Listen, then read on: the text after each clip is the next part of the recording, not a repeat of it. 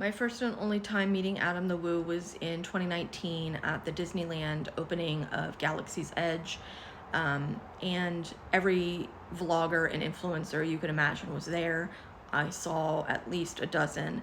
And I'm not somebody, in spite of how much I love pop culture, who has ever or would ever approach a celebrity. I just don't find it appropriate. My my friends and I were walking towards the Grand Californian away from the main entrance, and he was walking in the opposite direction. And I passed him, and I said, I want to say hi. I want to say thank you. I want to take a picture. And yeah, I did. And so I doubled back a couple feet and I tapped his shoulder and I said, "Hi, Adam. What can I trouble you to take a picture? I'm an admirer." And he was very stoic and very serious. He was working, and he was waiting for, he had his camera out and he was waiting for the monorail to come into frame. You know. And he said, "Just give me a second." And he took his picture and immediately went into smile, went into making time for a perfect stranger, went into making my day, went into that mode. And I said, "Thank you so much." And he said, "Have a great day." And we went about our business. I want to take a moment to talk about Adam the Woo, and this is not prepared. I'm going to be speaking off the cuff. I've been wanting to speak to his passing and his legacy since late December, when he transcended, and I've just not been mentally well enough to do so. But I would be remiss, both as somebody who consumes and creates content on social media, and as somebody who was born and raised in Orlando and grew up at the Disney parks in the 80s and 90s, when you could still reasonably afford an annual pass. The Disney parks informed who I am. I spent every day, multiple days after school with my great-grandfather for 2 decades going to Disney. It has informed, Disney parks has informed who I am. Those memories have informed who I am. And you might think that's silly or absurd or ridiculous, or think I'm some, stupid Disney adult.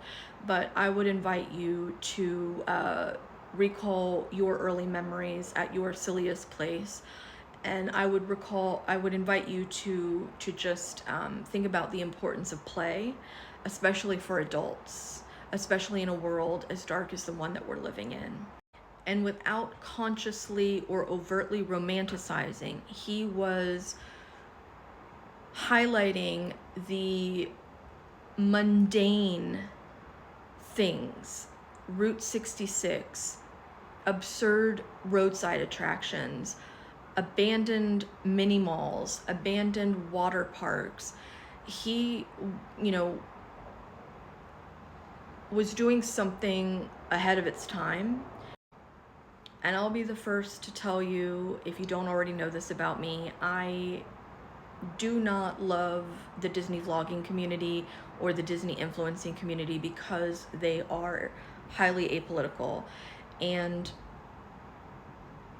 I don't know these people personally. I can only speculate, and but it's still hard to reconcile having a platform the size that these people do and remaining silent on issues, avoiding issues. So yeah, every time I would see Adam get his piping hot caffeinated beverage from Starbucks instead of, say, Joffrey's, I'd get mad. Like, how do you not know? And I don't know if he knows, or if he knew the goings on, or if he knew and he still chose not to do better, or, say anything. When it comes to the few vloggers and influencers that I do have respect for, it does sting, at the very least, to watch their content, and at times it's heartbreaking, disappointing, and enraging to watch their content. And I didn't discover Adam the Woo or Tim Tracker until 2014, which was 2 years after I relocated from Orlando to the Bay Area and was starting to get homesick. And that's how I got my fix, was I watched Disney vlogs, and that's how I met Adam. And now here we are, 14 years later, and how many tens of thousands of people are just pumping out facsimile content of what Adam does. In spite of those misgivings, and again, of course, this is all parasocial. I don't know him. In spite of those misgivings that I have personally, what does translate is that this person was kind to friends and strangers alike. He was giving of his energy. He was giving of his effervescence, of his light, of his passion for pop culture, for the mundane, the things that we take for granted, like the strip malls on 192 in Kissimmee, abandoned water mania, and he even got himself banned from Disney and Universal for going where no man had gone before. So what did translate, what did come through, was that this person was deeply passionate, deeply alive, and deeply curious and warm. And that counts for something. Parasocial relationships can be very confusing and toxic, but they are a type of relationship nonetheless. And it is, I was really taken aback more than I had expected by his passing, especially because we're 7 years apart in age, and the way in which he passed really made me take a breath and realize, well, I'm middle-aged, and that could happen to any of us at any time. For me personally, his legacy will be twofold: that everything he has documented should and will be archived as a exploration and historicity of Americana and pop culture, and secondly, his curiosity. For those of you that understand melancholy and despair and depression and ideation, first goes the dopamine hit you get from the things that you love. You just don't get that fix anymore.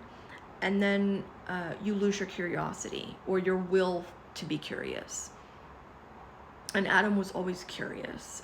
And I want to lead with curiosity. I want to get back to having the will to be curious, because curiosity leads to knowledge and wisdom and empathy. And in the world that is the bleak one in which we live, I want to say thank you to Adam for your contribution to culture. And I hope that you are having a non-Starbucks, piping hot caffeinated beverage in the sky, and your legacy will live on. You're a fucking legend, bro. Big the Foot. Rest in peace.